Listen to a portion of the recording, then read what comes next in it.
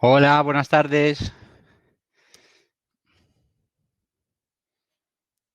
Espero que me podáis escuchar. No sé si podéis escribirme en el chat si me escucháis correctamente.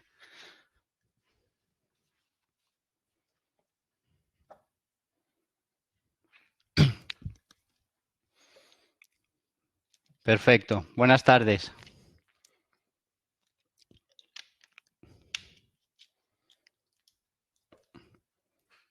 Bueno, pues vamos a esperar un par de minutos a ver si se conecta alguna persona más y empezamos ya, si os parece.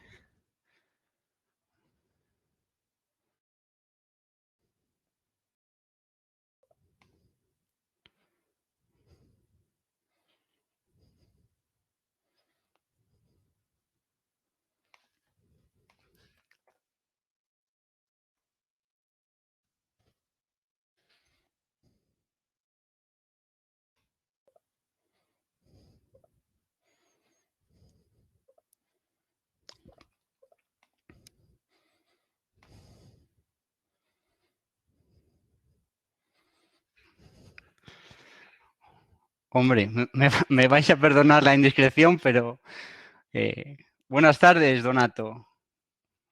Está con nosotros un ex profesor eh, de dibujo en la escuela, en bachillerato. Un placer verte por aquí.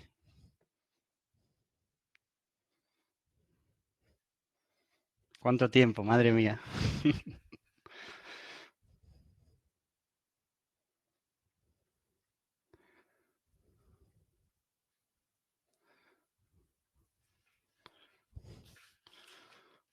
Muchas gracias. Saludos para ti también, Donato. Bueno, pues yo creo que, si os parece, vamos empezando. Nada, antes de nada, agradeceros que os hayáis tomado la molestia de conectaros a esta hora. Y bueno, un poco quiero verlo como que es una inversión de tiempo. Espero que sí, espero que la charla os resulte útil. Y lo que sí, os rogaría que en cuanto a preguntas, yo a medida que vaya contando un poco el tema de la charla, si tenéis alguna pregunta en el propio chat, podéis escribirlas. Hay un apartado ahí de preguntas, pero bueno, me es un poco indiferente si queréis usar directamente el chat. Si puedo, os la respondo al momento, porque yo estaré mirando tanto el chat como la presentación. Y si no, al final de la charla hago un repaso y si se queda algo por ahí pendiente, pues intentaré contestarlo. Si veis que me olvido o lo que sea, pues por favor insistid y nada, trataremos de resolverlas todas. Y luego lo que sí, hay en la parte de encuestas, si a alguno le parece interesante eh, suscribirse, digamos, a nuestra newsletter, pues nada, adelante, ahí podéis aceptarlo y ya está. Vale, si os parece, voy a compartir ya la pantalla. Ahí va. Y si no os importa, si la veis, por favor, confirmarme para ver que todo va correctamente. Perfecto. Genial. Perfecto. Pues nada, si os parece, vamos allá. Simplemente voy a intentar ser un poco breve con la presentación. Creo que la mayoría no os conocéis, o eso espero. Pero bueno, un poco por hacer un repaso de quiénes somos y de dónde venimos, ¿vale? Nosotros somos una fábrica aquí en el concello de Mesía, como sabéis, pues a unos 25 minutos de Santiago y unos 35 minutos de La Coruña. No somos nuevos en esto, llevamos desde el 69 haciendo teja. En la actualidad tenemos 3 líneas, ¿vale? Nuestras instalaciones, que son, bueno, pues estas de aquí. Tenemos 3 líneas, una que es la más reciente sería esta de aquí y luego 2 más en estas naves, ¿vale? En cuanto a los productos que hacemos, lo vamos a ver un poquito más adelante, pero es unas tejas extruidas y una teja plana, además de todos los accesorios de cubierta. En cuanto al sistema, que seguramente sea lo que más os interese, nosotros lo homologamos, la primera versión del sistema, en el 2007 ya hace pues 13 años, ¿vale?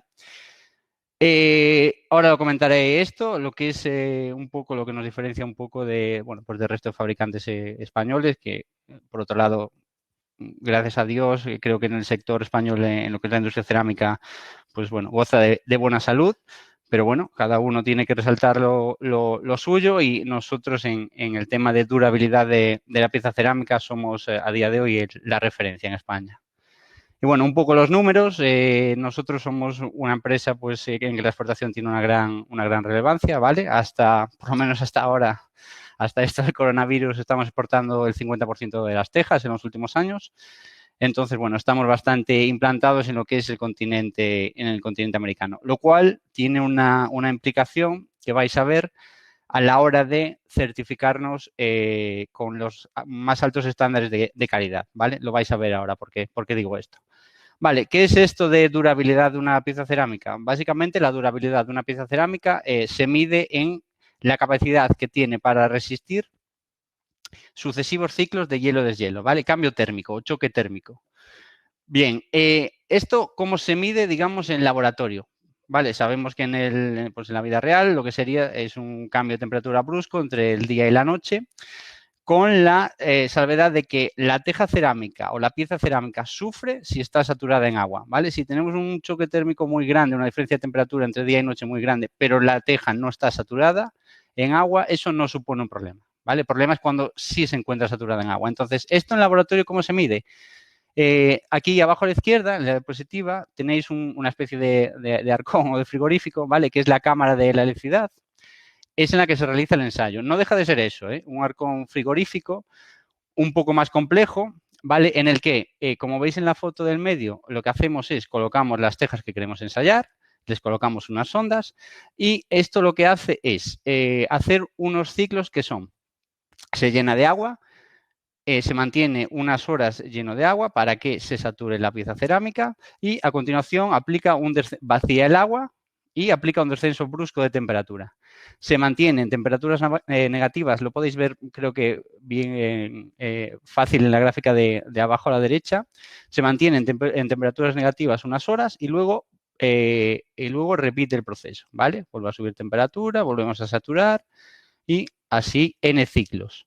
Bien, ¿cuál es la exigencia que tiene la norma española para una pieza cerámica? Pues en España se aceptan tejas de hasta 2 niveles. Digamos, las tejas un poco de un nivel inferior sería este nivel 2, ¿vale? Este nivel 2, que son hasta 90 ciclos. En teoría, la norma nos dice que este tipo de tejas, por ejemplo, no pueden ser colocadas en altitudes superiores a 900 metros, es decir, ya tenemos una limitación de dónde podemos usar este producto. Y la norma 1, que sería la más exigente, en la que las tejas deben resistir como mínimo 150 ciclos, ¿vale? En este ensayo. Entonces, os preguntaréis, bien, ¿esto es mucho, es poco? Si nos comparamos con otros reglamentos, por ejemplo, si verificamos el reglamento particular de Texas, en el que hace referencia, es decir, es un reglamento español, pero hace referencia a la norma francesa. En la norma francesa, el certificado que se llama clima de montaña, en cuanto a resistencia a la helada, pues son 100 ciclos. Entonces, podríamos decir que respecto a los franceses estamos en un nivel más alto, más exigente. Pero, y esto es a lo que yo quería llegar cuando os decía que nos influye un poco la zona de venta en la que estamos, nuestro principal mercado es Estados Unidos, ¿vale? A día de hoy de exportación, y en Estados Unidos son mucho más exigentes, ¿vale? Si veis aquí abajo a la izquierda es el mapa de Estados Unidos, en la zona que está con puntitos más juntos, es una zona, por supuesto, más situada al norte, en la que se exige que las tejas tengan al menos 500 ciclos de hielo-deshielo, 500 o más. ¿Vale? Tenemos una gran zona del mapa en la que sería entre 500 y 50 y luego las zonas más cálidas del sur, ¿vale? Son a menos de 50 ciclos. Se aceptaría material de menos de 50 ciclos. Entonces, un poco nosotros hemos sido pioneros en España y de hecho somos los únicos que tenemos esta ficha técnica. ¿Vale? Esta es nuestra ficha técnica, bueno, nuestra y de los demás fabricantes, porque la estructura tiene que ser igual para todos los fabricantes. Digamos que lo único que cambiaría son los datos de cada uno. Estas fichas, antiguamente, y hablo antiguamente desde el año abril 2018, antes de abril 2018 eran todas iguales. Simplemente había una serie de características que deben cumplir las tejas que están reflejadas en esta columna Y después teníamos esta columna que era el límite que exigía, en este caso, AENOR para certificar la teja, ¿vale? Entonces, simplemente todas las fichas, digamos, de todos los fabricantes eran iguales porque solo era un cumple-no cumple. Desde abril del 2008, estas fichas se cambian y en esta segunda columna el fabricante puede poner estándares de calidad más elevados de los que AENOR exige. Es decir, en nuestro caso lo que hemos hecho es, bueno, nosotros sabemos que nuestras tejas funcionan muy bien en durabilidad, queremos certificarnos en 500 ciclos, ¿vale? Que es este número que veis aquí. ¿Cómo funciona esto? Pues nosotros ahora, cada vez que pasamos una auditoría de calidad de producto, como mínimo nuestras tejas se ensayan a 500 ciclos. Es decir, no nos vale con que vengan a ensayarnos y nos den 250. Si eso pasase, nos quitarían la ficha del producto, porque no cumplimos lo que nosotros decimos que cumple material, ¿vale? Pues esto es un poco el factor diferencial hoy en día en cuanto a durabilidad de la teja cerámica. Y, bueno, cualquiera de nuestras tejas, en cualquiera de sus modelos, está certificado en este estándar. Vale, ya dejando un poco aparte la parte introductoria, simplemente productos que comercializamos. 2 modelos de teja, realmente, 2 modelos de solape distintos y un modelo de encaje, ¿vale? Modelos de solape, la teja curva, todas la conocemos, es muy habitual. Tenemos hasta 5 medidas, ¿vale? La medida más habitual aquí en Galicia sería la 40-15, que es una teja pues pequeñita, pero bueno, en el resto de España hay un montón de medidas, desde 40-17, 45-20, 50-21. Vale, pues nosotros en curva, digamos que tenemos todas las tejas que se comercializan en España o que se usan en España. En cuanto a los acabados, pues bueno, los veréis si tenéis curiosidad en nuestra web, podéis ver todos los acabados. Tenemos 5 colores en masa, esto quiere decir que no son tejas engobadas, sino que se hace una coloración en la arcilla, con lo cual es muy útil, por ejemplo, en obra, lo que son cortes de piezas, no hace falta pintarlos, no se verá un tono distinto porque la propia masa de la arcilla es de ese color. Luego sí tenemos 5 colores engobados y 5 colores que llamamos unos pre-blends, que es un término americano, que básicamente es combinar en un mismo palet de tejas de distintos tonos. Vale, ahora veremos alguna foto, sobre todo de la teja S, es muy habitual. Teja S puede parecer una teja mixta, no lo es, ¿vale? Simplemente es una doble teja curva y no es mixta porque no tiene sistema de anclaje, no tiene tetones. Si le diésemos la vuelta, no tiene tetones. Está pensada para colocar directamente sobre el forjado, ¿vale? O en nuestro caso, y lo veremos, sobre placa. Es una teja muy grande, estamos hablando de 9,8 piezas el metro cuadrado, y en cuanto a los colores, pues los mismos que para la teja curva, ¿vale? De estos dos modelos, tanto curva como Spanish S, son los que están incluidos en el documento de idoneidad técnica, en el DIT, ¿vale? Luego tenemos un modelo de encaje, que es esta teja plana, ¿vale? Que aquí sí es una pieza de la que tenemos un manual técnico que podéis descargar de nuestra web, es un manual, pero no está incluido en el DIT. Lo intentaremos que en breve también tener una solución con un DIT para teja plana, pero de momento lo que tenemos es un manual de instalación, ¿vale?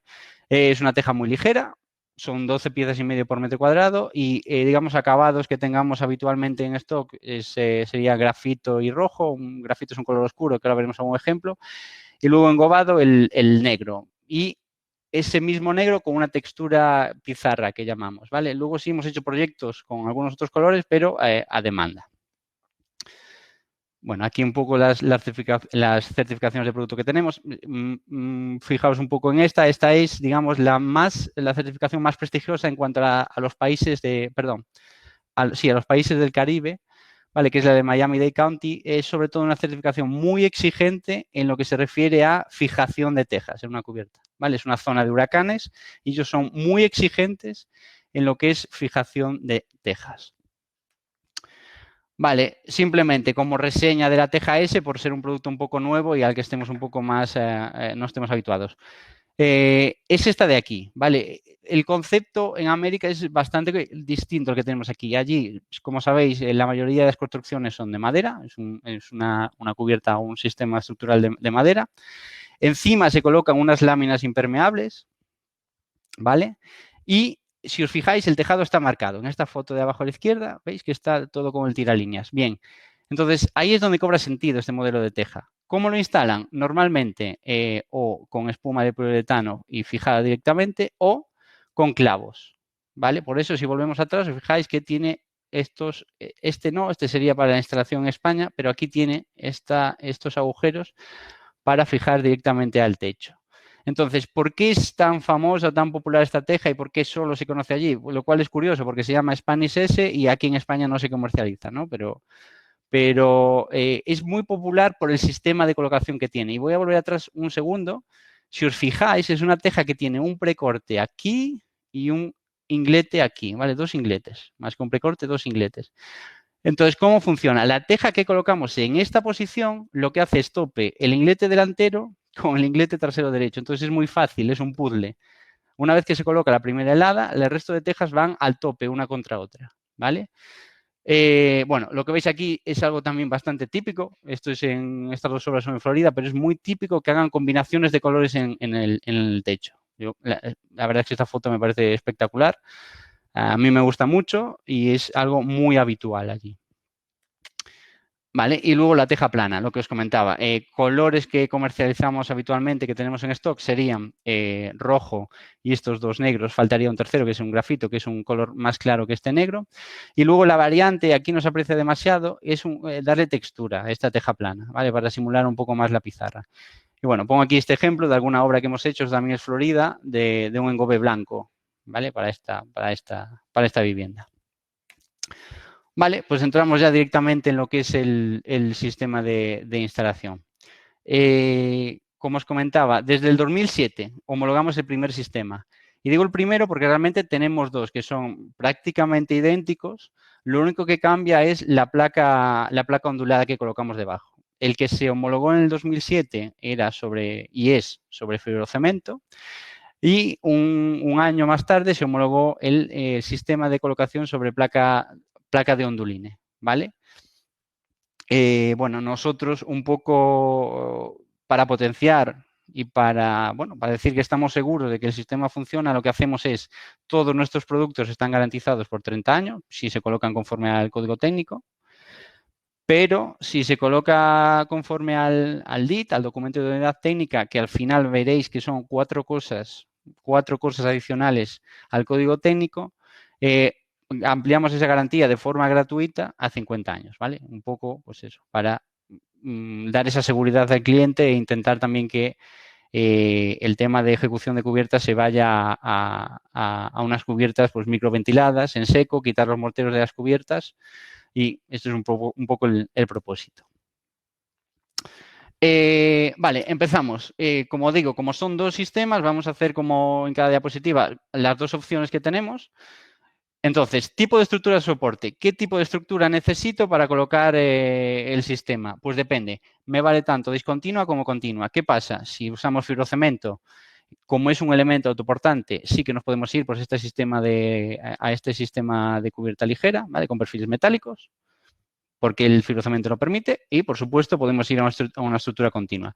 En el caso de onduline, no. En el caso de onduline tenemos que tener una estructura continua y diría que perfectamente nivelada, ¿vale? El onduline es muy flexible, con lo cual tiene eso, en algunas situaciones será ventajoso, pero en otras muchas el problema que tiene es que se adapta a las deformaciones de la cubierta, ¿vale? Y habrá situaciones en que no nos interese eso. Entonces, en general, la superficie debe estar perfectamente plana. Por contra, nos vamos al fibrocemento, que es una solución más pesada por metro cuadrado, ¿vale? Estamos hablando de 13, 14 kilos en metro cuadrado y el onduline tiene 10 menos. Entonces, bueno, ni uno es mejor, ni otro. Uno no es mejor que otro. Digamos que tienen propiedades distintas y aplicarían o se adecuarán mejor a una obra u otra en función de las circunstancias. Tipo de placa, ¿vale? ¿Qué tipo de placa está contemplada en el DIT? Pues en el caso del de fibrocemento, digamos que hay un tipo de placa para cada una de las tejas que comercializamos, ¿vale? Es decir, si quiero colocar cualquier tipo de nuestras tejas, os recuerdo, aquí no entra la plana, la S y la curva, con una placa de fibrocemento tengo una opción, ¿vale? Pues, por ejemplo, la placa 4015, para la teja 4015, la placa es 177. 177 es la distancia entre ondas, ¿vale? De cada placa. Esta es la que muchos a lo mejor conoceréis como uralita, ¿vale? la uralita de toda la vida. A partir de ahí, pues bueno, un tipo de placa para cada teja. En el caso del onduline, nosotros en el DIT solo contemplamos el sistema con la placa BT150, ¿vale? ¿Esto qué implica? Que solo es viable para tejas que nosotros denominamos ya de boca ancha, es decir, 40-20, 45-20, 50-21 o teja S, ¿vale? ¿Quiere esto decir que Onduline no tiene soluciones para tejas más pequeñas? Sí la tiene, ¿vale? Sería esta placa, la BT200, pero no están incluidas en el DIT. Y no están incluidas en el DIT un poco por el sistema de fijación, ¿vale? Adicional que tenemos y que ahora vamos a ver. Un comentario. El fibrocemento para teja 40-15 es simétrico, ¿vale? Nos daría igual colocarlo por una cara o por la otra, ¿vale? Normalmente, o normalmente no, debe colocarse para poner teja sobre la parte rugosa. Ahora, esto no implicaría que el tejado nos quedase mal, por decirlo así. Pero cuidado, porque si ya nos vamos a placas más grandes, no son simétricas, ¿vale? Entonces, esto es sacado del manual del fabricante de fibrocemento. Si vamos a colocar teja, es fundamental que la placa esté colocada por lo que se llama la cara B. Y la cara B no deja de ser que el canal, ¿vale? Es mucho más amplio que la cobija. Y esto es imprescindible, porque si la colocamos por el lado contrario, lo que va a hacer es que el canal nos va a quedar muy elevado, la teja canal nos va a quedar muy elevada, va a quedar muy encajada y luego al momento de montar es muy incómodo. En cambio, si lo hacemos por la cara B, sí que la teja sienta mucho mejor en el canal, ¿vale? Y es mucho más fácil de instalar. Un segundo, no sé si hay aquí alguna pregunta. Aquí tengo alguna pregunta del chat, perdón. Perdón, que no había visto las preguntas. Me preguntan si no encaja la teja 4015 en una placa gran onda. Sí, es esa, es la placa gran onda, ¿vale? La 177. Condiciones para la garantía. Simplemente instalar conforme al DIT. Si se instala la teja conforme a nuestro DIT, la garantía es de 50 años. Simplemente se cubre además online en nuestra web. Luego nosotros la sellamos y no tiene coste para el propietario en este caso. Pendiente mínima. Ahora vamos a eso. Aquí estamos ya, ¿vale? Esta es, digamos, la diapositiva más importante quizás. Bien, pendientes mínimas. El código técnico tiene esta tabla, la 2.10, que seguro que todos conocéis, y hace un resumen de las pendientes mínimas. Vale, ¿por qué he puesto la norma 1 en la 136.20? Porque el propio código técnico, vale, en esta coletilla que pone aquí, en esta llamada, ya nos aclara que estos valores que pone aquí de pendientes mínimas y que ahora entraré, solo aplican para una situación de exposición normal y climática desfavorable. Entonces, si yo no estoy en una situación de exposición normal y de climática desfavorable, ¿qué hago? ¿Cuál es la pendiente? Bien, pues ya te dice que tienes que ir a mirarte la norma, la UNE a 136.020, porque aquí está mucho más detallado para cada situación de exposición y para cada zona geográfica cuál es la pendiente y el solape mínimo. Entonces, en general, en el código técnico, ¿qué nos dice? Si usted quiere colocar teja sin ninguna impermeabilización por debajo, en teja curva, por ejemplo, tenemos que irnos a un 32% de pendiente como mínimo, ¿vale? Teja mixta 30%, plana marsellesa 40%, plana con encaje 50%, ¿vale? Bien, vamos a poner un ejemplo. Nos vamos a la 1.136.20, vamos al norte de España y vemos que está en la zona 3, es decir, la zona más expuesta. Bien, entramos en la tabla, esta es la tabla para teja curva y nos encontramos que efectivamente para pendientes del 26% me dice que situación crítica debemos impermeabilizar el tablero, para el 28% lo mismo, hasta el 32%. Con lo cual yo puedo colocar teja curva en el norte de España si tengo una pendiente mínima del 32% y solapo al menos 15 centímetros de la teja, ¿vale? Y esto es importante, 15 centímetros. Es decir, en una teja del país, de aquí, de Galicia, tengo que solapar casi la mitad de la teja para poder cumplir con lo que me está diciendo el código técnico. Vale. ¿Qué pasa si yo coloco una placa ondulada debajo? Que me baja la pendiente, ¿vale? El propio código técnico aquí lo establece. En este caso, fibrocemento 10%, sintéticos 10% también, ¿vale? ¿Por qué es esto? Y aquí tendríamos que irlo que irnos a la anotación 1, que dice que en el caso de que una cubierta tenga varios sistemas de protección superpuestos, la pendiente mínima será la menor pendiente para cada uno de los elementos, ¿vale? Entonces, como en este caso el fibrocemento o la placa ondulada de onduline tiene una pendiente menor que la teja, digamos que la limitación de pendiente ya pasa a estas placas onduladas, con lo cual ya puedo bajar esa pendiente para colocar teja, ¿vale? Entonces, esto era un poco porque os quería poner esta tabla para que veáis de dónde salen los números del código técnico, que salen de la UNE, como os decía. Y luego está el DIT. Bien, cuando se homologa un DIT, realmente hay que hacer tanto un artículo, digamos, un artículo técnico, pero hay que hacer unas pruebas in situ, ¿vale? Entonces, nosotros en la homologación del DIT, si lo cogéis, toda esta documentación está disponible en nuestra página web. Si vais al DIT, en las últimas páginas, en lo que son resultados de los ensayos, nosotros, por ejemplo, en el caso de fibrocemento, ¿vale? Todos los ensayos de estanqueidad que se hicieron con una pendiente del 20%, ¿vale? Y, como pone aquí, fueron satisfactorios. Es decir, nosotros testamos con pendientes bastante reducidas, como es un 20%, y el sistema funcionó perfectamente. Dicho lo cual, porque por ejemplo en el caso de Onduline testamos con un 30%, ¿vale? Funcionó perfectamente. Dicho lo cual, con las pendientes mínimas y aplicando lo que os he dicho, que en el caso de un sistema digamos, en el caso de colocar dos sistemas superpuestos, placa y teja, debemos consultar siempre con el proveedor de la placa. ¿Por qué digo esto? Porque en el caso de Onduline sí que la pendiente mínima es del 10% y así lo garantiza, ¿vale? En caso de fibrocemento, vale, hablan que para colocar teja curva como mínimo están exigiendo un 26%. ¿Vale? Entonces, cuidado con el código técnico que a veces lleva engaño porque se lanza con este 10% de aquí. Como digo, nosotros incluso lo hemos testado con un 20%, ¿vale? Pero los fabricantes de fibrocemento no llegan a este límite. Por eso, cuidado. Si tenéis dudas, ya os lo digo, por favor, os llamáis aquí a nosotros y os asesoramos sin ningún problema, o si no, al proveedor de placa de fibrocemento que os ayude, ¿vale? Porque ellos también tienen soluciones. En caso de que no podamos cumplir ese 26%, ¿vale?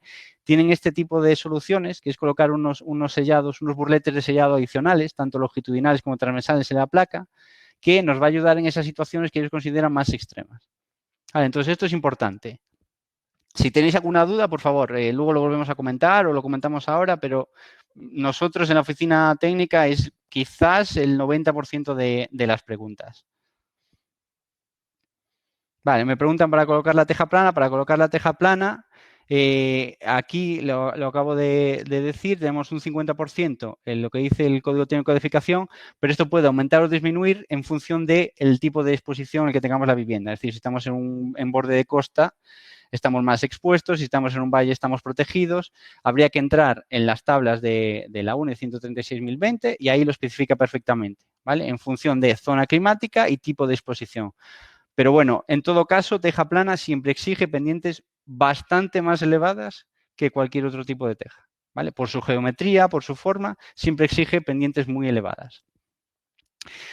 Apunto ya, en nuestro caso, por el formato de teja liviana que tenemos, siempre, y así lo ponemos en el manual, por eso si alguien tiene dudas que consulte el manual, siempre hay que impermeabilizar por debajo, siempre, en cualquier situación. Ya el propio código técnico te está pidiendo una pendiente muy alta, ¿vale? Para poder colocar teja plana y nosotros para nuestro modelo siempre exigimos una impermeabilización por debajo.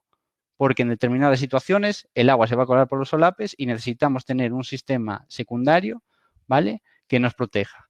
Lo mismo pasa con la teja curva. Al final el código técnico te viene a decir lo mismo, ¿no? Teja curva por sí sola, sí, 32%, pero me solapas media teja. Si vamos a un poco a la economía del proyecto, si yo tengo que poner casi el doble de tejas por metro cuadrado, lo que estoy es sobrecargando la cubierta y aumentando mis costes. Entonces es mucho más razonable irse a un sistema de placas, ¿vale? Que además los solapes funcionan mucho mejor que una teja porque para eso están. Y luego yo la teja me voy al solape mínimo, que es este de aquí del 7 centímetros. Es el solape habitual. Cuando ya coloco una placa, yo la teja la solapo con 7 centímetros. ¿Vale? Bien, pues siguiente. Simplemente y de forma rápida que podáis ver un poco en qué consiste el ensayo este que os comentaba, cómo se mide que funciona o no funciona la cubierta. Pues como veis, se sometió a esta cubierta que montamos aquí en fábrica de 6 metros cuadrados a unas situaciones bastante extremas de 360 litros por el metro cuadrado hora, ¿vale? de lluvia y un viento simulado de 110 kilómetros por hora. Entonces, lo que está haciendo este ventilador es forzar a que el agua se cuele por todos los solapes de la teja, ¿vale? Entonces, después del ensayo, lo que se hace es retirar toda la teja, se retira también la placa impermeabilizante y se comprueba que el tablero que está por debajo esté seco. Vale, en cuanto a aislamiento, en los DITs encontraréis detalles en el 590, en el que va sobre Onduline, ya todos los detalles vienen con aislamiento. ¿Vale? En el 622 hay algunos, no todos, porque es un poco más, toca renovación próximamente, pero el último renovarse fue el 590. Pero básicamente, que sepáis que en el DIT no viene ninguna exigencia o ningún detalle de tipos de aislamiento, pero con el sistema de placas que utilizamos, digamos que se adapta a cualquier tipo de aislamiento que queramos colocar. Aquí pongo algún ejemplo, ¿vale? Que queremos colocar una lana de roca entre rastreles, pues nos iríamos a un sistema continuo de fibrocemento, por ejemplo, ¿vale? Que como sabemos es autoportante. Una estructura ligera de cerchas metálicas, pues lo mismo, podemos colocar fibrocemento en este caso. Que ya nos vamos a algo continuo, un extrusionado rígido, pues directamente encima colocar una placa de Onduline, ¿vale? Hay distintas opciones. Incluso los fabricantes de placas de fibrocemento, ¿vale? En este caso, este es Euronit, tienen ya sus soluciones con placa y aislamiento incorporado, ¿vale? O sea, hay múltiples opciones. Esta, de momento, solo sería viable para la placa de la gran onda, pero bueno, me consta que están intentando desarrollarlo para más placas, ¿vale? Pero aquí, como veis, es su propia placa con aislamiento incorporado e incluso ahora con un acabado madera inferior, ¿vale? Y en el caso de Onduline lo mismo, tiene su propio panel, su propio panel sándwich con acabado incluso por debajo varios acabados y encima colocaremos la placa de Onduline y ya la teja, ¿vale? Entonces, en el sistema de aislamiento hay múltiples opciones y el sistema se encajaría con cualquier sistema que queríamos colocar. Me preguntan aquí, ¿un termoreflexivo? Sí, sí, porque normalmente el termoreflexivo lo colocan entre rastreles, con lo cual podríamos un sistema de fibrocemento por encima, ¿vale? Es autoportante, tendría que rastrelar para que la placa, digamos, tenía que poner los rastreles a la dimensión que me pide el fabricante de placa de fibrocemento para que la placa quede perfectamente apoyada, pero sí que funcionaría. Me dicen, entonces, otra pregunta, perdonad que estoy leyendo una pregunta por ver si podemos ir contestándola. Entonces, ¿no aportaría más seguridad una lámina impermeable bajo la placa? Yo no pondría una lámina impermeable bajo placa. Yo no la pondría. Yo, con un sistema de placas de fibrocemento Onduline que están incluidos en el LIT y cumpliendo las 4 cosas que ahora vamos a ver que nos exige el LIT, yo no pondría una una lámina impermeable debajo ya de ese sistema de placa ondulada, a no ser que fuera a hacer una cosa extrema que tiene que ser sí o sí, porque bueno, las obras son como son. Oye, tiene que ser del 9% la pendiente. Pues ahí hay que apañárselas como se pueda. Pues a lo mejor hace falta teja, placa y lámina, ¿vale? Pero por general, en obras normales con una pendiente normal, yo no la pondría. Vale. Elementos que componen el alero. Aquí va el primer detalle diferenciador del sistema, si queréis, ¿vale? Teja de alero. Es una teja que viene perforada, ¿vale? Y precortada. Entonces, ¿qué nos permite esto? Por un lado, nosotros necesitamos para colocar la teja, según nos indica el sistema, que la primera teja sea más corta que el resto, ¿vale? ¿Para qué? Para generar ya aquí este solape entre las tejas canales. Entonces, ¿para qué viene precortada? Para que yo en obra no necesito andar ni con la tenaza ni con la radial, simplemente con un golpe quito este trozo de aquí, ¿vale? Y ya la teja me queda perfectamente cortada. Entonces, ¿el agujero para qué? Porque la tenemos que anclar mecánicamente. En el caso del fibrocemento, atornillado directamente a la onda alta del fibrocemento, ¿vale? Esta sería la configuración. ¿Cómo continuaríamos? Todas las tejas canal hacen tope contra esta cobija, ¿vale? Aquí se ve perfectamente. Y lo que hacemos es colocar gancho, siguiente teja y en la segunda hilada vemos que otra vez esta canal hace tope contra la cobija, ¿vale? Entonces, la teja de alero, importantísima. Importantísima porque mecánicamente, digamos que sirve de freno para todas las tejas de la cubierta, ¿vale? ¿Por qué además este trozo de aquí? Y ahora lo vamos a ver cuando lleguemos al alero. ¿Por qué ese trozo también tiene su utilidad o puede tenerla? ¿Qué pasa en el caso del onduline? Que claro, yo no puedo atornillar al onduline.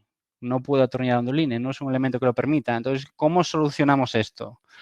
Claro, necesito irme al elemento resistente que tenga por debajo, pero si ya coloco un aislamiento, pues ya me voy a ir a la altura de la teja, 6 centímetros, a la altura de la teja, 6 centímetros, más el aislamiento, ya me voy a una fijación que a lo mejor puede irse a 15, 16 centímetros. Bien, entonces, ¿cómo solucionamos esto? Con esta pieza, que es la que os comentaba, ¿vale? Entonces, esta pieza encaja en el onduline BT150 perfectamente, entonces me permite colocarla aquí con esta arandela de no pleno. Este tornillo es el que yo voy a buscar, el forjado o lo que tenga por debajo, ¿vale? Resistente, el onduline no lo es. Y luego, sobre esta cabeza de la pieza es donde yo puedo anclar la teja, ¿vale? Con un tornillo. Con lo cual, lo que estamos haciendo es, por un lado, asegurar más la fijación del onduline y por otro me permite fijar mecánicamente la teja a algo, al igual que estábamos haciendo con el onduline, ¿vale? Lo que os comentaba, ese trocito, bien, como sabéis, la primera teja del alero hay que calzarla, si no cabecea con respecto al resto de tejas del faldón. Entonces, ¿cómo se hace esto? Tradicionalmente, con un trozo de teja que se coloca ahí y me ayuda a levantar la primera teja de forma que me queda con la misma pendiente que la del resto del faldón. ¿Cómo lo hacemos nosotros o cómo sugerimos que se haga? Con nuestro peine de alero, ¿vale?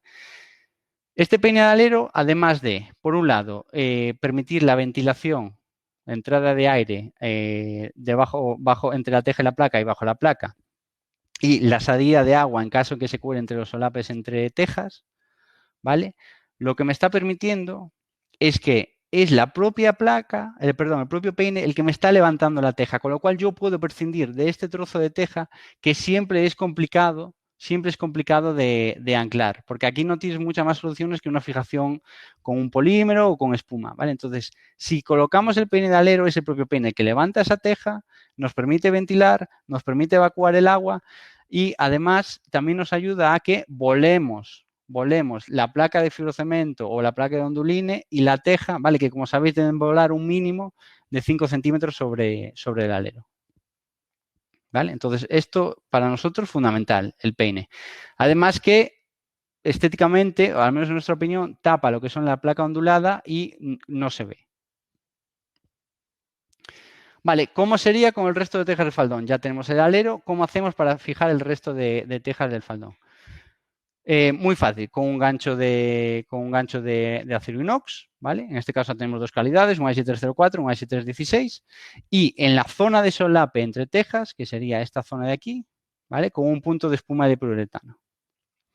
¿Qué pasa si estoy en un faldón con pendientes elevadas? Y entendemos elevadas más del 45%. Ahí tenemos una pieza especial que no deja de ser una teja, que es esta de aquí, perforada, pero sin el precorte, es decir, es prácticamente igual al alero, pero sin el precorte. Entonces, ¿qué es lo que nos dice el DIT? Pues en el DIT nos indica que si la pendiente es mayor del 45%, ¿vale?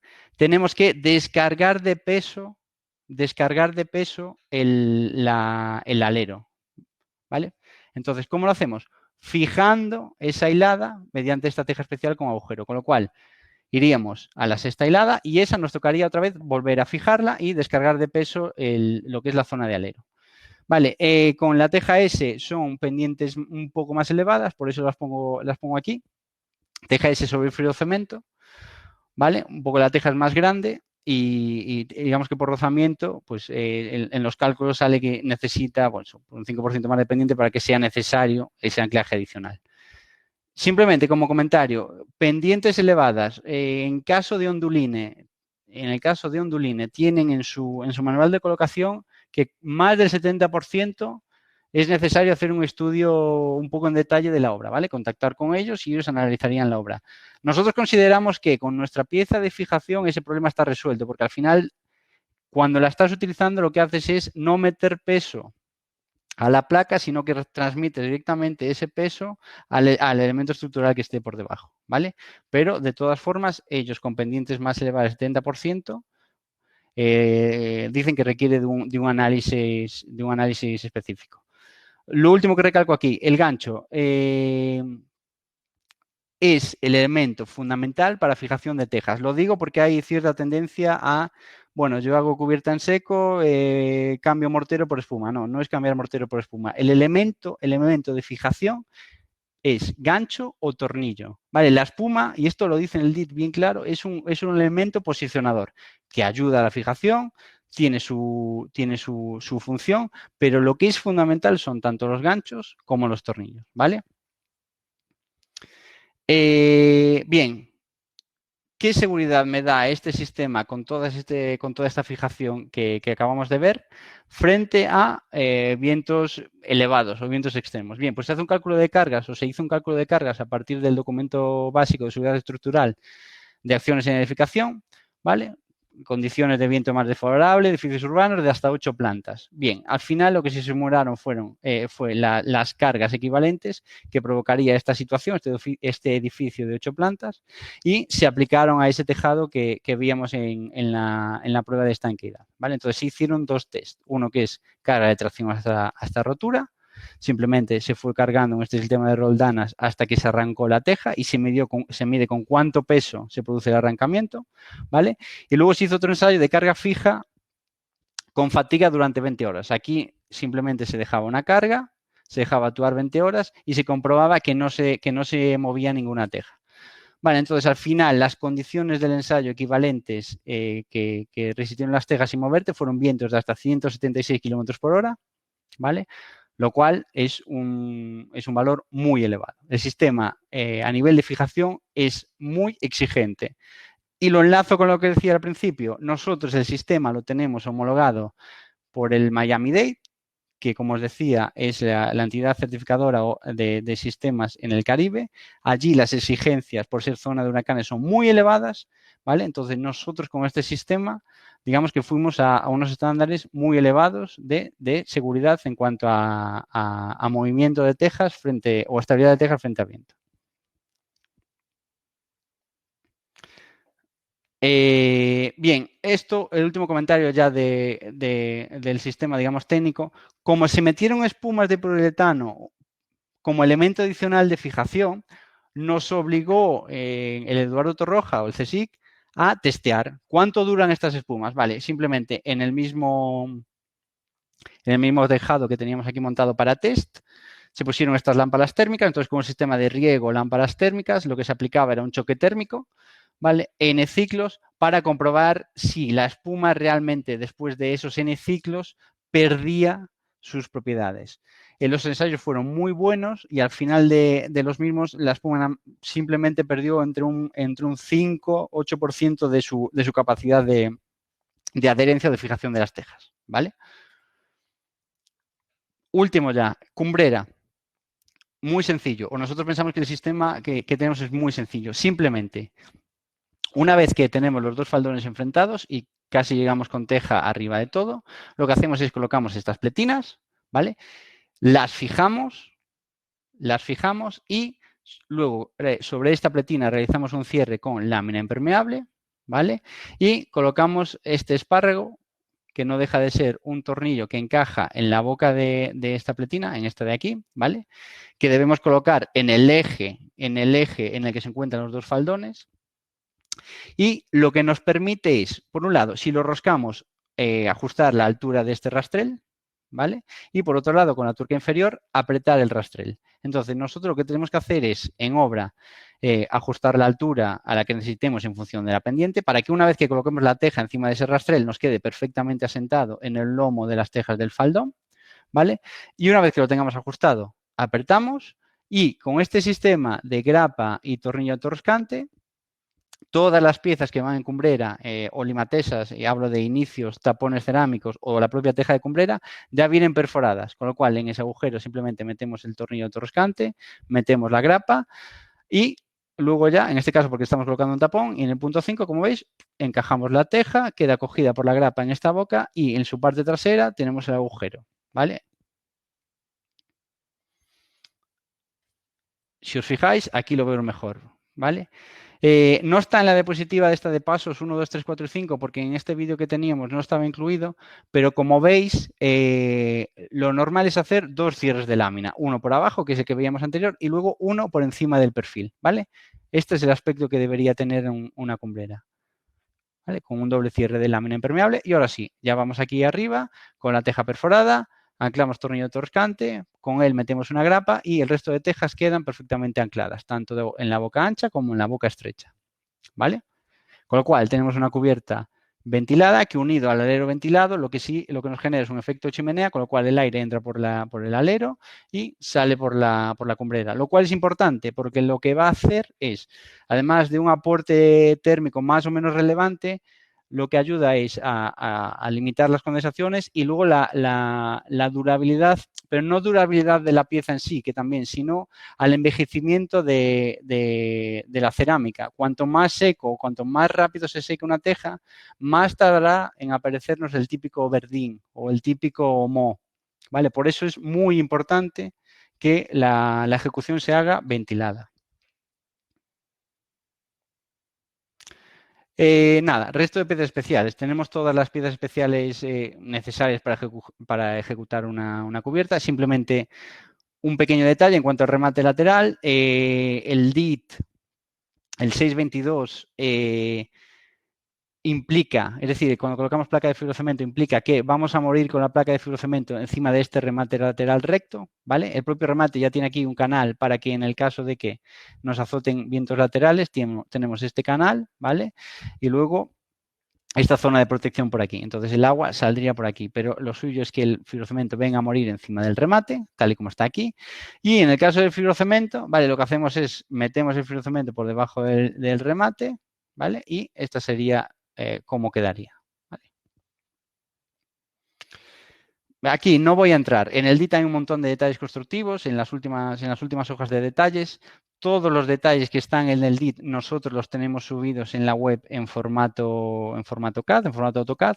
Directamente podéis entrar en la web y los descargáis. No hace falta ni loguearse, ni registrarse, ni nada. Simplemente entráis y los descargáis. De todas formas, si hay algo que no aparece ahí o algún detalle puntual que queráis ver, nos contactáis y lo veríamos, ¿vale? ¿Algún ejemplo de obra? Vale, un caso cercano, el edificio administrativo de San Caetano, de la Xunta de Galicia.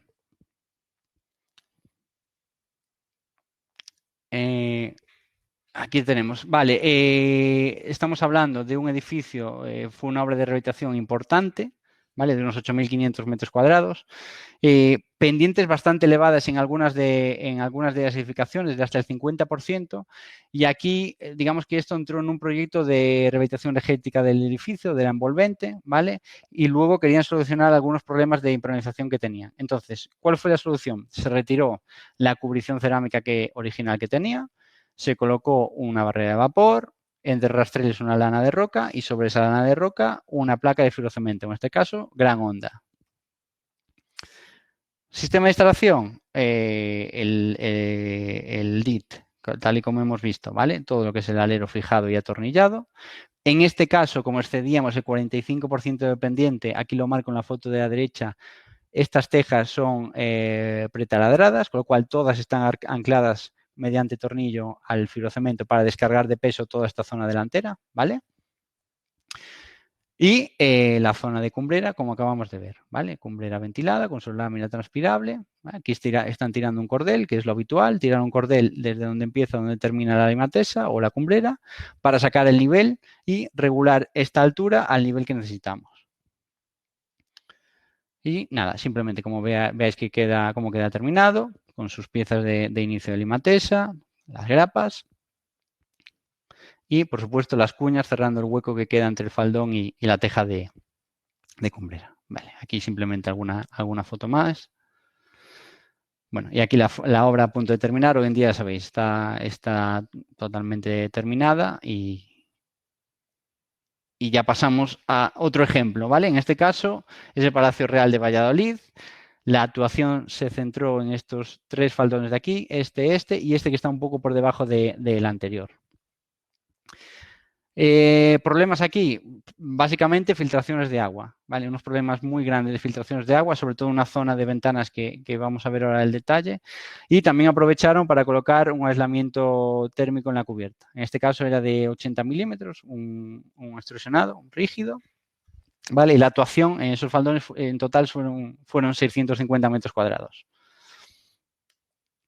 Vale, entonces se hizo primero desescombrar, quitar todo el material antiguo que estaba encima.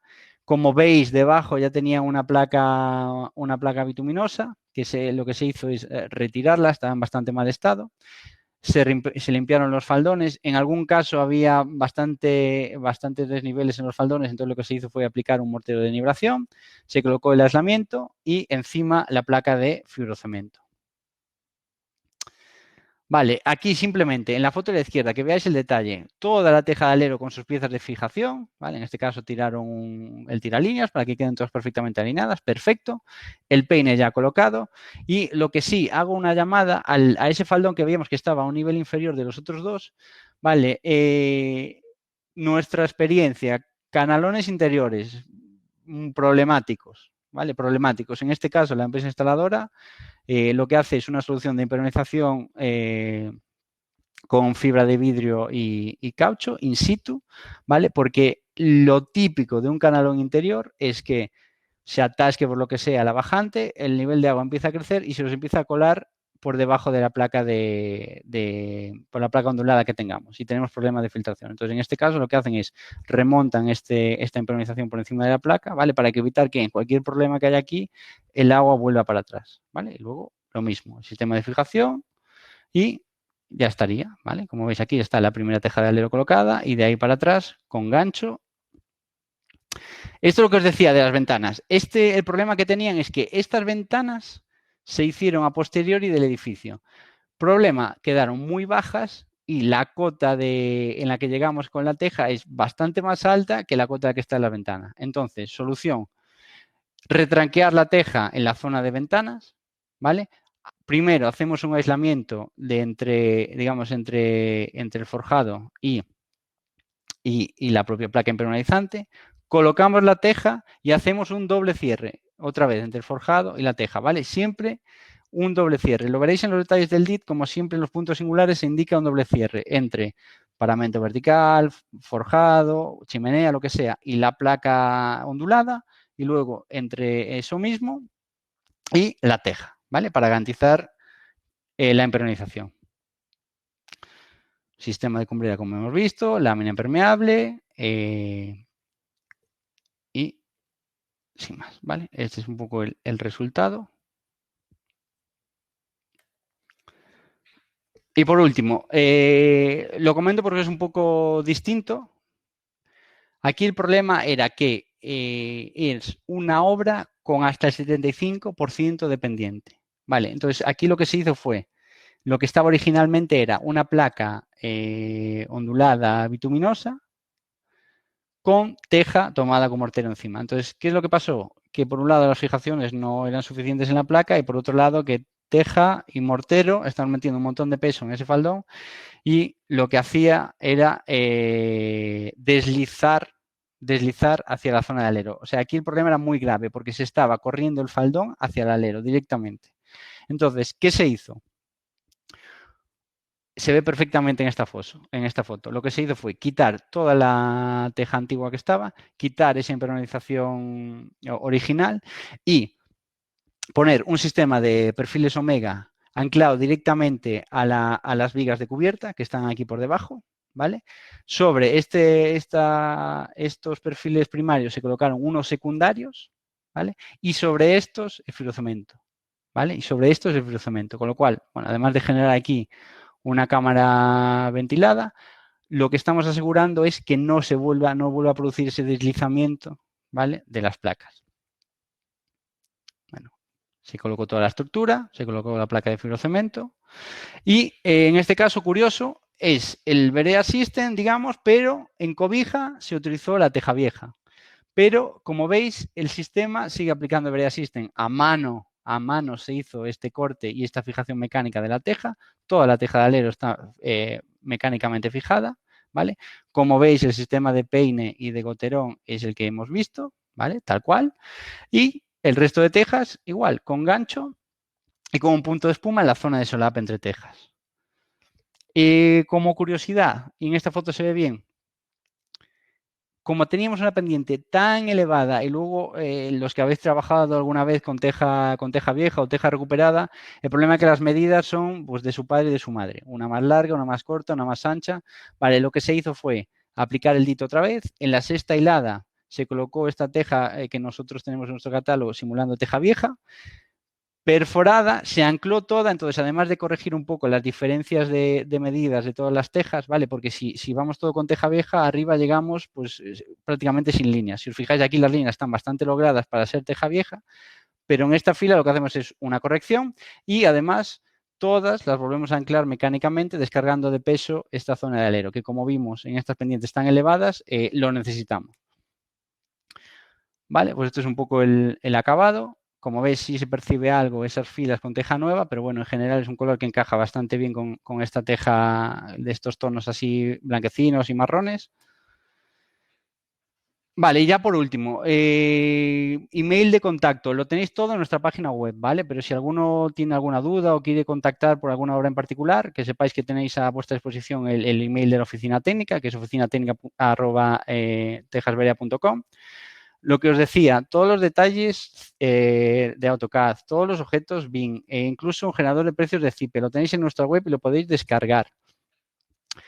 Todo aquí en la pestaña de descargas, ¿vale? En la pestaña de descargas de nuestra web lo tenéis. Y luego, por último, para los que os cojamos un poco más cerca, que entiendo que es la mayoría, que sepáis que en fábrica tenemos un showroom, tenemos todos los colores expuestos, todos los modelos de teja y sobre todo tenemos un tejadillo, que es este de aquí, con el sistema in situ. Con lo cual, si tenéis alguna duda, si queréis verificar algún color, si queréis pues simplemente por curiosidad venir a verlo, sin ningún problema. En la propia página web podéis anotaros, digámoslo así, o si no, llaman directamente a fábrica y nada, nosotros encantados de recibiros, ¿vale?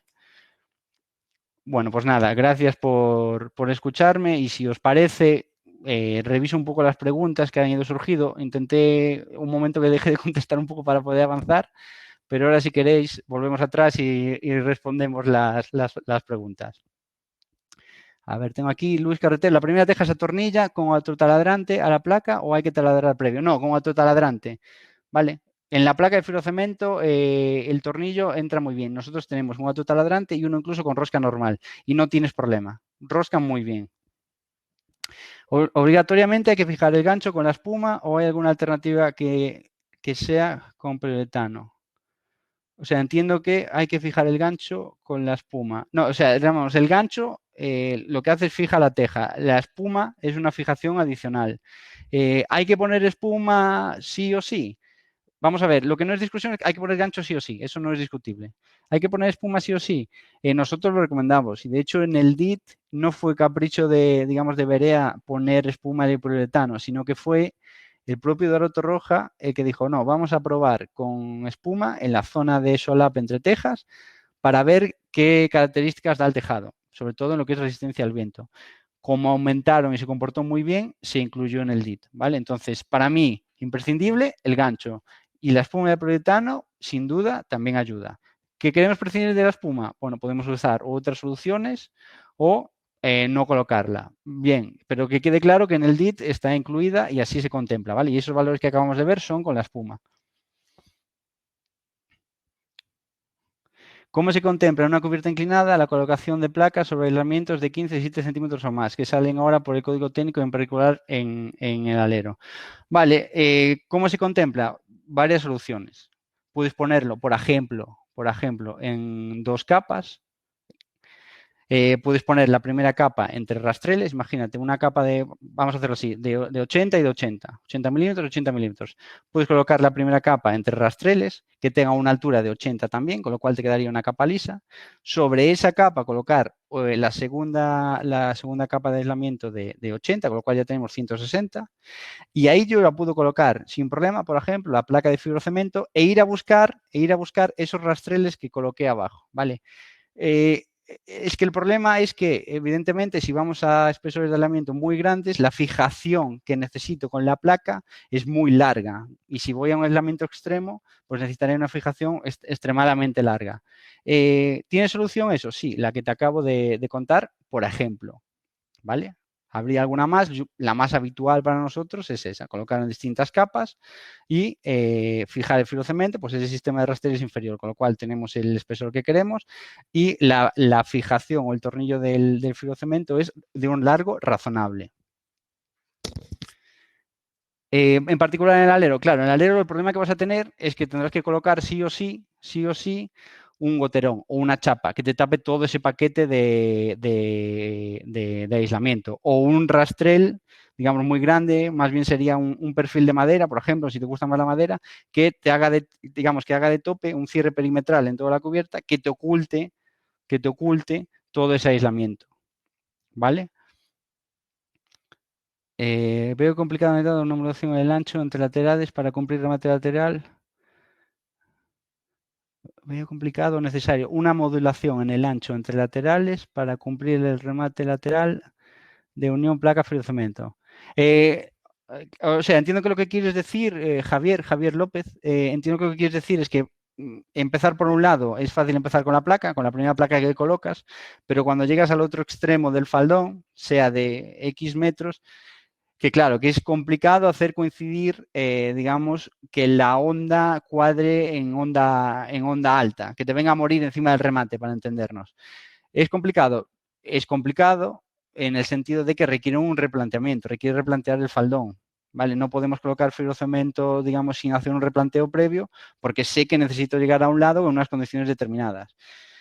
Partiendo de la base, el fibrocemento tiene un juego, el onduline tiene juego, nos permite jugar en cada placa unos milímetros, abrir y cerrar, ¿vale? Abrir y cerrar.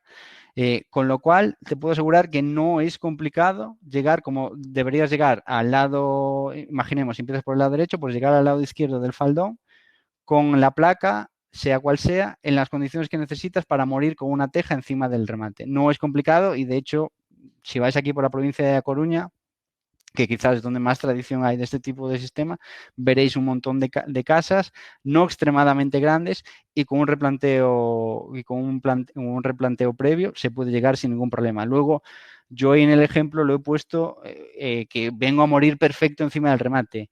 Oye, no pasa nada. Que me sobra un poco de placa y tengo que cortarla un poco. No pasa nada. El propio remate protege y luego yo adicionalmente, si considero que tengo que poner una protección adicional, una lámina impermeable adicional o una lámina butílica, lo que sea, en ese cierre, oye, no hay ningún problema. Es decir, en ese caso sí que requiere un planteamiento, un replanteamiento, sí, respondiendo a tu pregunta, pero no es algo imposible de hacer porque, como ya te digo, en todas las obras se hace y no genera mayor problema. ¿Puede repetir las calidades disponibles para los ganchos de fijación? Sí, nosotros tenemos dos calidades, ¿vale? IC 304 y 316. Como sabéis, el 316 es la más exigente, recomendada para obras, pues sobre todo en ambiente salino, un ambiente agresivo, y luego la ISI 304. Los dos son inox, pero como sabéis, pues tienen en el ensayo de horas en ensayo de salinidad, pues uno tiene más horas que otro, ¿vale? Nosotros tenemos las dos calidades. Lo que son los accesorios metálicos, si alguno nos conocía o trabajó con nosotros, con el LEED, de las primeras versiones ahora, evidentemente que se han evolucionado, ¿vale? Ahora todos nuestros accesorios vienen tratados y los que no vienen tratados pues ya son directamente o inox 304 o inox 316, ¿vale? Es importante, no lo he dicho, la tornillería, importante, toda tratada, porque al final, si tienes todas las tejas de alero fijadas con un tornillo que luego tiene problemas de oxidación, lo que va a hacer es hinchar y va a fracturar la teja de alero, ¿vale? la va a fracturar porque va a aumentar su diámetro, el diámetro de la teja tiene una holgura, pero es la que es. Como eso hinche mucho, lo que va a hacer es romperse. Y ha pasado, y hemos ido a obras con ese problema. Entonces, importante, digamos, que la tornillería sea de calidad. ¿Cuál sería la pendiente, perdón? Sí, ¿cuál sería la pendiente mínima para la teja S española con colocación directa sobre forjado? Mira, la pendiente mínima para colocar la S española con colocación directa sobre el forjado no es el 32%, tienes que irte a más. ¿Por qué te tienes que ir a más? Te tienes que ir a más porque el propio sistema que tiene esa teja con esos ingletes no me deja solapar todo lo que yo quiera la teja. ¿Vale? Me explico. Tú cuando empiezas a colocarla, el solape da hasta donde da el inglete. Si quieres solaparla más, es imposible porque está tocando inglete con inglete. Entonces, el máximo solape que da son 8 centímetros, con lo cual tendríamos que hacer la cuenta a la inversa, un poco de la presentación. Si nos vamos para atrás, permitidme un segundo que vaya para atrás. Vale, así de memoria no lo sé. Es decir, tenemos que decir, con 8 centímetros de solape, ¿qué pendiente me cumpliría? Vale, pues en este caso en este caso, ninguna en la tabla, ¿vale? Es decir, es una teja que tendrías que colocar sí o sí con un sistema de impermeabilización por debajo, porque no puedo cumplir nada de lo que me está explicando aquí, ¿vale? El máximo solape que permite por sí mismo esa teja con ese sistema de ingletes son 8 centímetros, que es la distancia que tienes en los ingletes. ¿Cómo garantiza la microventilación en faldones muy largos hasta la cumbrera? Bueno, al final el código técnico ya te dice, ¿no? Que si tienes faldones más largos creo que no me equivoco, de 12 metros, necesitas empezar a colocar tejas de ventilación. Eso es lo que dice y así debemos hacerlo, colocando tejas de ventilación. En mi opinión, yo no sé hasta qué punto colocar X tejas de ventilación en el sistema de placas te va a aportar una diferencia significativa en lo que es la ventilación del faldón, ¿vale? El código técnico lo dice y debemos colocarlos. Al final, con el sistema de placas, lo que yo como fabricante o Berea como fabricante debe garantizar es que esa ventilación que hay es suficiente para que la teja no sufra, porque al final la microventilación, además de condensaciones, es evidente, pero una parte muy importante es para que la teja se seque lo más rápido posible y no sufra con el hielo del hielo, lo cual para nosotros no es un problema. No va a haber un problema en la teja por hielo del hielo porque damos unos valores muy elevados o los más elevados del mercado hoy en día, ¿vale?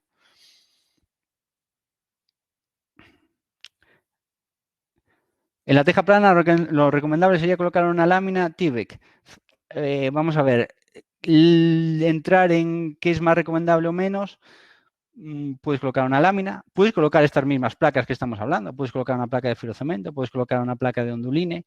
Lo que es importante con la teja plana, ¿vale? Es colocar un sistema de impermeabilización que te garantice la estanqueidad de la cubierta. Luego, cada técnico tiene que decidir tanto el proveedor que más confianza le dé como el modelo de impermeabilización. Hay gente que le gustará más una placa, gente que preferirá colocar un doble rastrelado primario y secundario y colocar una lámina impermeable. Pero en mi opinión, no es que algo sea mejor o peor que otro, son soluciones distintas, pero lo que tienen es que funcionar, ¿vale?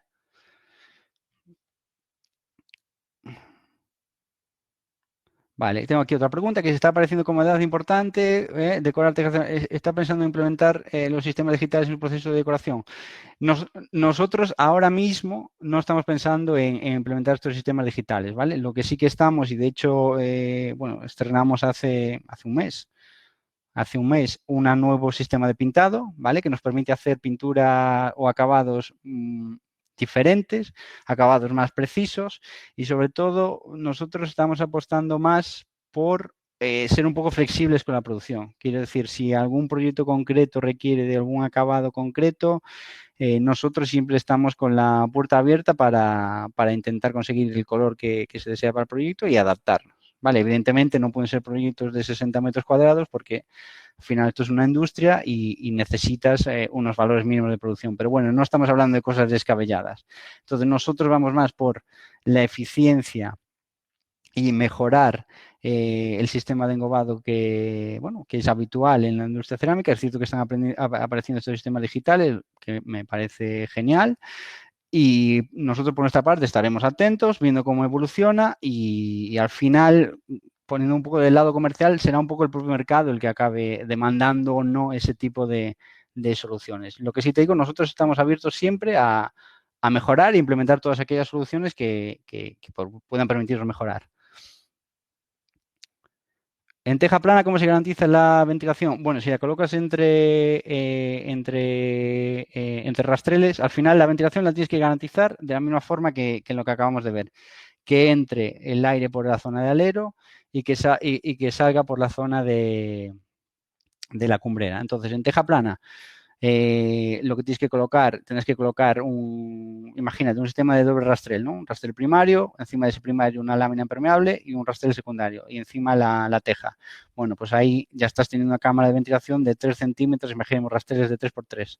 3 centímetros del primero, 3 centímetros del segundo, tienes una cámara de 6 centímetros, y lo que tienes que hacer es no tapar esa ventilación en el alero, pues pone también una rejilla perforada que te permita la entrada de aire y al mismo tiempo la evacuación de agua. Entonces, la idea, el concepto es el mismo que el que acabamos de comentar, ¿vale? ¿Por qué el peine de remate y recorte de la teja en el alero para que no cabecee al mismo tiempo en la última de rehabilitación? Por estética. Por estética. Hay veces que el peine te levanta la teja lo que necesitas, pero aún así se sigue colocando por la estética. Precisamente como era lo tradicional y aún sigue siendo lo habitual, o sea, no os voy a engañar, es lo habitual, calzar la primera con otra teja en teja curva, aunque el propio peine te la está levantando en muchas obras, porque le gusta al inquilino, porque le gusta al instalador o porque dirección de obra lo exige para mantener un poco la estética tradicional, se sigue manteniendo, ¿vale? Ese es el motivo. Pero realmente, técnicamente, no sería necesario en ese caso. Aquí quedan preguntas. Sí, a ver, vamos aquí a preguntas.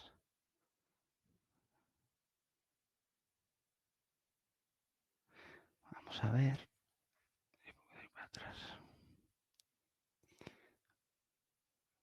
Un segundo que estoy volviendo para atrás. Creo que por aquí me quedé.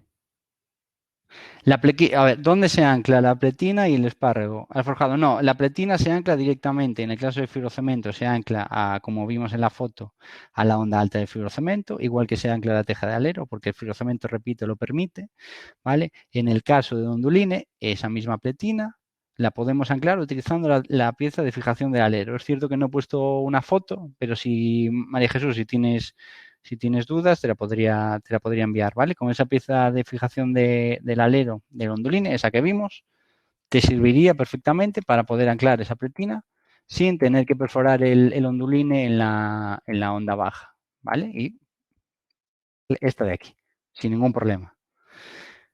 ¿El remate lateral qué altura tiene? Sí, con los nuevos aislamientos. El remate lateral tiene una altura libre, el remate es más alto, es de 16, hablo de memoria, pero sí que la altura libre es de 13. Entonces, hasta 13 centímetros nos taparía esos aislamientos. Si nos vamos a más de 13, que es cierto que cada vez es más habituales, tendríamos que hacer una solución pues del tipo poner un remate metálico por debajo, más largo, y luego podríamos rematar igualmente con el remate lateral por encima. Pero sí que la limitación del remate es de 13, ¿vale? Hasta un paquete de aislamiento de 13 nos taparía. Si tenemos previstos más webinars, pues en principio sí, esa es la idea, sobre todo con las circunstancias actuales, pues es lo que tocará, por desgracia. Y aquí, vale, con el peine de alero no se coloca el canalón. La gafa del canalón se debe atornillar al frente. Con el peine de alero puedes colocar igualmente el canalón, ¿vale? No tienes ningún problema. Tienes varias opciones. Una, al igual que estar fijando el peine de alero al forjado o un rastrel perimetral que tengas colocado, puedes fijar ahí mismo la patilla del canalón. Por otro lado, si quieres fijarlo al fibrocemento, puedes fijarlo al fibrocemento, puedes hacer un corte en el peine y fijarlo al fibrocemento. O sea, tienes múltiples opciones, no es un elemento limitante. Es más, en caso de onduline, por ejemplo, esta pieza también quedó pensada, vale, no lo comenté en la foto, pero si veis la presentación se ve, En este hueco y estos dos agujeros tienen un sentido, que es esta foto que se ve aquí. Yo aquí puedo colocar un rastel de madera que puedo prolongar hacia el frente y, por ejemplo, en este caso, el peine está anclado a ese rastel de madera. ¿Os fijáis? ¿Vale? Entonces, esta pieza también tiene esa autoridad. Yo aquí puedo meter un rastel de madera, ¿vale? No me impide que el agua corra por debajo de él y me permite fijar elementos. Entonces, lo mismo, ¿cómo anclarlo? Múltiples opciones. Bueno, pues yo creo que preguntas no veo ninguna más por aquí. Bueno, una de cómo es el sistema de engobado, pues es complicado de explicar, pero al final son máquinas, ¿vale? Digamos, con una cierta presión. Realmente la última tecnología en sistemas en cabinas de engobado es con airless, es decir, no aplican aire, son pistolas sin aire. Entonces son pistolas que aplican pintura a presión. Esa pintura realmente son engobes cerámicos, es decir, es cerámica. Se aplica a la teja una vez está seca, ¿vale? Sobre teja seca, no sobre teja cocida. Se aplican sobre teja seca y se meten al horno. Se cuece, con lo cual ese engobe se funde con la propia arcilla, porque no deja de ser un engobe cerámico también, con lo cual es un color que nunca se va a ir de la teja. No es una pintura, es cerámica, ¿vale? Entonces es un poco el sistema. De todas formas, Sonia, si tienes curiosidad, te invito a venir a verlo in situ a la fábrica sin ningún problema. Nosotros encantados de recibiros. Había aquí una pregunta. ¿Por debajo del 20% de agua? No se testeó. No se testeó. Al final, si os fijasteis, eran unos expositores, o bueno, unos tejados de test fijos, ¿vale? Soldados. ¿Y por qué se puso 20%? Pues como se pudo haber puesto 25, 18, ¿vale? Al final, Eduardo Torroja vine a testear, ellos mandaron las indicaciones, pues en ese caso se testeó con un 20%. No dio agua por debajo del 20%, realmente no se testeó. ¿Vale? Y en la pendiente mínima de la placa quería un 15%. Realmente, la pendiente mínima es la que vimos, es el 10%, que es la que pone el código técnico. Lo que pasa es que, como comentaba, ya es entrar en un debate de el código técnico puede poner un 10%, pero si los fabricantes de placas me dicen que como mínimo un 20%, pues a la hora de tener un problema en obra estamos fastidiados, porque dirán, oye, mis especificaciones son estas. Si tú incumpliste, pues es problema tuyo. A mí me da igual lo que pone el código técnico. Yo puedo ser, digamos, poner un nivel por encima del código técnico, ¿vale? Entonces, en este caso, con Ondulines yo sé que ellos con 10% lo garantizan. Yo no lo recomiendo. O sea, yo como amante, si queréis, de la cubierta inclinada, yo no puedo recomendar cubiertas del 10%, porque al final pueden ser un foco de problemas o son más propensas a tener problemas, ¿vale? Entonces, como mínimo, cumplir lo que indica el fabricante, ¿vale? No verea. A mí, como verea, me da igual, digamos, la pendiente en cuanto a mi producto. Yo sé que la teja no va a tener problemas, ¿vale? Para eso la certificamos con ese estándar de calidad 3 veces por encima del que marca la norma.